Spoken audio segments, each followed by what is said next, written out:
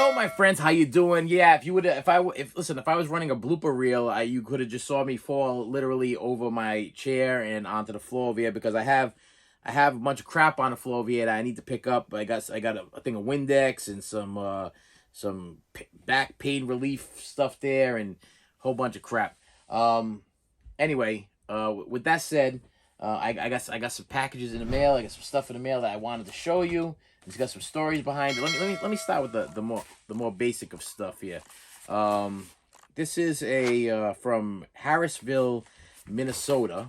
Okay, and I'll tell you right now, everything I have here is odd. These are odd pickups. Okay, these are odd pickups.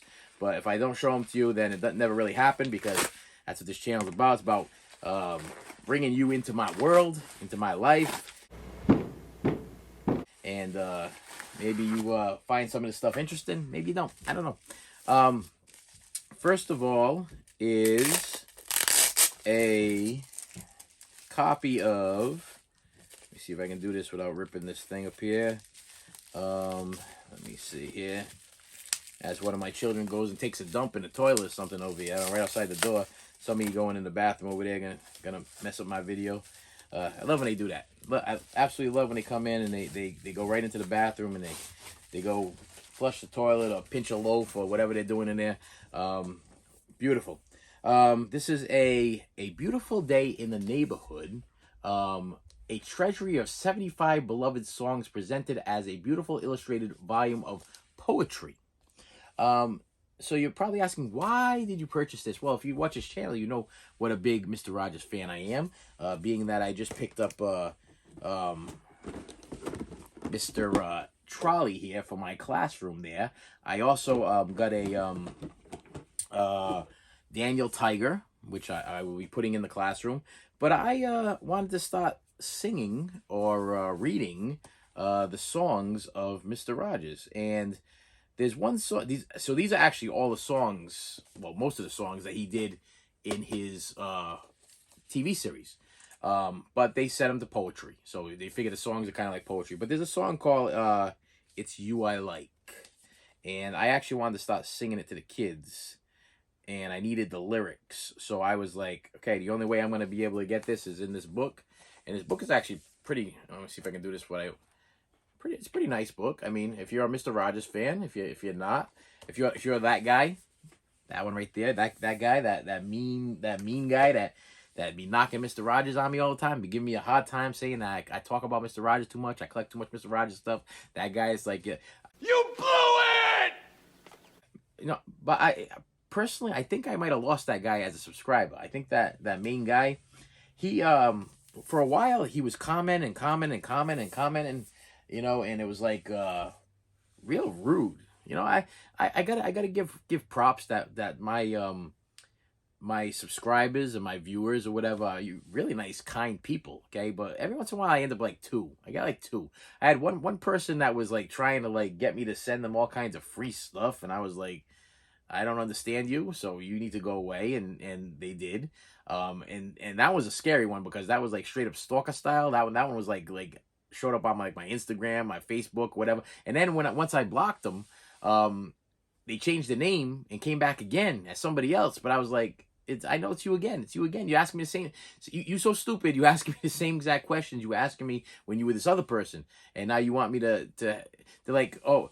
What they wanted was for me to send them a bunch of free videos. They were like, oh, well, I'm not that guy. I don't get free videos myself, but people don't send me free videos. I received three free videos my entire time of doing this channel. So why would you think that I would be bundling up a bunch of like DVDs or whatever and put them in a box and then send them out to you when I don't even have like doubles or duplicates or whatever? It was just like, it's like, if you could, I like that movie. If you could send that to me after you're done watching it, after I'm done watching, I collect. That's what I do here. I collect movies. I'm not gonna send you nothing. You know, what are you, crazy? Okay, and that's pretty much what I said. And then I thought that would have been it, but no. What happened was that they just kept coming back for more. They were like more. I'm like, no, you gotta go. Listen, you got to go. Yeah, got to go. So I blocked them, and then like 2 or 3 days later, I got another friend request. And usually when I get a friend request, I do a little research on who this person is that's friend requested me, and the person is obviously stupid. Post the same pictures in their new bio or their new Instagram page or Facebook page, whatever, as the old. So I'm like, just go away. Just go away. And then there's that guy that gives me a hard time about the Mr. Rogers stuff there, which he wasn't just giving me a hard time about the Mr. Rogers stuff. He was like, oh, your videos are too long, and I'm sick of hearing about Mr. Rogers, 2-hour long video about Mr. Rogers. And then he said something that was like extremely this was a younger guy, and he had like for some reason he was very opinionated on everything, and he just kept making comments that were just so stupid with nothing to back them up, with absolutely nothing to back them up. And I think what happened, he got fed up because every time he would comment and it was something like that was so ridiculous. You know what I mean? I would hit him with something that made sense. I would Google something or I would check something out. I think we had a battle about chick flicks for a while. Okay, trying to. I think there was one guy that I'm not sure if it's the same guy, but there was one guy that gave me a hard time about the fact that Top Gun, he did not believe it was a chick flick, and I'm sorry, I still to this day believe that Top Gun was a chick flick, only because it does have fighting, air battle, whatever you want to call it. It has to do with the Air Force or whatever.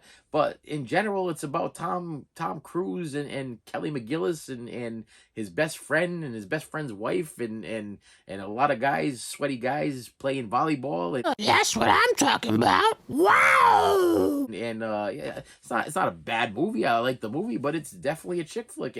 And when I used to go rent it from my local Blockbuster Video, was right near Dirty Dancing, and Dirty Dancing is a chick flick. And so it used to be like Dirty Dancing, Top Gun, what else was over there in that Betsy's Wedding, my best friend's wedding. It was all in the same section, so clearly it was a chick flick. Okay, so you can hate me all you want, hate me today. Next thing I have here is from Hal Leonardo from Windham, Minnesota. How do I open this thing up? It's got like it's got a thing over here. Thank you, Mr. Windham. I wonder if he's related to Barry. Was it Barry Windham and Mike Rotundo, the wrestlers from back in the 80s? And this is, let me see if I can, oh, okay, I know what this is. So, your boy here, it's got a little nick at the top here. I'm not happy with the little nick. Maybe I can take care of this. This is a ukulele. Yes, I own a ukulele. Can't play it. Okay, I'm trying to figure it out. A ukulele, Mr. Rogers songbook of 24 songs, 24 songs for children, including Are You Brave? Everything Grows Together. It's Such a Good Feeling. It's You I Like. Sometimes People Are Good. Won't You Be My Neighbor? And You Can Never Go Down the Drain. Yes, these are Mr. Rogers, and I think this is, I want to say this is illustrated. No, this is not illustrated. Not illustrated at all. Okay, check this out. It's just a straight up ukulele songbook. So I gotta figure this has got to be basic. I mean, I gotta be able to figure out how to play at least 2 or 3 songs of these for the preschools. You can do it. Especially it's You I Like, because that's gotta be like one of my favorite Mr. Rogers songs besides his opening song and his closing song. But yeah, it's got all the words here. And since I'm such a Mr. Rogers fan, hey, it's part of the collection. And you that guy that can't stand my Mr. Rogers collection, I'm so sorry. Okay, go someplace else. Okay. Last thing I got, which this is kind of cool. 2016. I'm sorry. I'm taking you back. 2016 was the time period.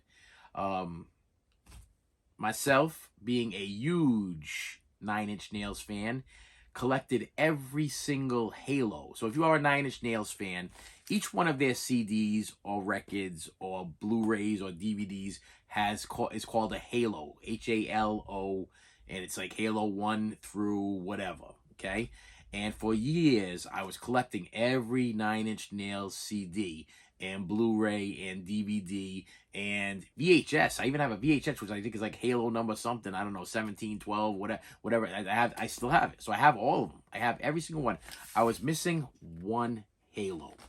And I didn't want to buy it, because I do not own a record player, and the only way that you could buy this last Halo was on a record player format. So let me see if I can open this thing up here. And it is a copy of. Let me get this up here. Halo number 30. And the reason why I held off is because it was going for like $100. Number one, I'm not gonna pay $100 for a record I can't even play. Doesn't make any sense. But now they dropped in price. It was going for $30. I was like, okay, I'll spend 30. Halo number 30. That means I have 30 Nine Inch Nails titles in my Nine Inch Nails collection over there. And there's 30, and then there's 31 and 32. But 31 and 32 are this makes no sense to me. Were digital downloads during the pandemic. So how I'm ever going to obtain a physical Halo of 31 and 32, I don't think that's even possible. But yeah, this is a 4-record set of Nine Inch Nails Deviation 1. Record was compiled and arranged by Trent Reznor and Atticus Ross in Los Angeles. 2016, all music is from the original Fragile Sessions, New Orleans, 1997 through 1999. So is this Fragile Sessions? I own the Fragile album. Is this like a like greatest hits or a I'm not sure. I'm not sure what it is, but I do know what I'm going to do is I'm just going to wrap it back up. I'm going to wrap it back up, and it's going to go back inside that box, and it's going to sit there. And I have this is what they call a bragging rights purchase. Okay, so I can say, listen, I own all the Nine Inch Nails Halos, which is kind of a difficult feat to do because Nine Inch Nails, some of their Halos were import maxi singles, which only had like like 2 songs on them, or they might have the same song like played twice, instrumental and a regular song. So I was kind of like, okay, well, I've been collecting them for years. I think I started collecting when Sam Goody was still around, the Strawberries Records and Tapes was still around, and I used to go in his thumb through them, and I'd buy some of the strangest stuff. But yeah, I finally finished my Nine Inch Nails. And fun fact, I named my son Trenton after Trent Reznor because Nine Inch Nails was my favorite rock band of all times until they started getting a little strange. Okay, which you could probably say, well, Nine Inch Nails is kind of a strange group to begin with, but they started getting more digital. Does that even make any sense? Because their first album was digital. This is tough to describe. When they started getting really, really hard, and where I couldn't understand what they were saying anymore. Like I thought their first so many albums were very like the Hurt one that has Hurt on it, and Perfect Drug and all that stuff like that. Which Perfect Drug I think was from the soundtrack from Lost something. I don't know, but I used to love their music, and then all of a sudden they started releasing like 2 or 3 albums that they just didn't catch with me. They were very, very hard, and I couldn't understand what they were saying. The lyrics were and they used a lot of distortion, and it wasn't moving me. They weren't moving me in the right direction. So I just kept collecting. I kept buying and buying and buying. But then I was like, when it came to this, I was like, do I really want to spend $80 on a record when I don't even have a record player? That would just be stupid. But you know me. I'll buy just about anything. You can do it! Some people say I might have a little bit of addiction. Some people might say that I have a little bit of a hoarding problem. In general, I think I like collecting things. I like collecting the things that I love and things that give me joy. Okay, Mr. Rod, you know what I mean? Gives me joy. Okay, my trolley gives me joy. Okay, you can make fun of me if you want. You can comment below. If you're commenting and even if you comment and you're knocking me down, you're still commenting, and I appreciate it. But hey, I'm gonna collect the stuff that I like. I just bought a Daniel Tiger. Okay, so if you're a Mr. Rogers fan or aficionado or somebody that knows about Mr. Rogers, one of his main characters was Daniel Tiger, but I didn't want any of that new Daniel Tiger stuff, that cartoon stuff there that's coming out nowadays. I wanted a replica of the original Daniel Tiger. So I actually have somebody making me one. I actually hired. I got a hired gun making me my very own replica of the original Oh, not the original, the second Daniel Tiger. The original Daniel Tiger was made by Steiff, Steiff, and it was a tiger puppet that was from the 1950s and 1960s. That I actually have coming in the mail. That's going to be an unboxing pretty soon because I actually found one of those, and a lady sold it to me really, really, really cheap. Practically gave it to me. Because I explained to her what a big fan I was and what I was going to do with it and how it was going to be actually used for children, at my preschool. And then I just hired this lady to make me my very own replica of the original Daniel Tiger. So yeah, I'm a little excited. Yeah. Look like a big kid. Like a big kid. Stuff. Please do me a favor, hit the like button, hit the subscribe button, and I will see you later. You should have saved me some.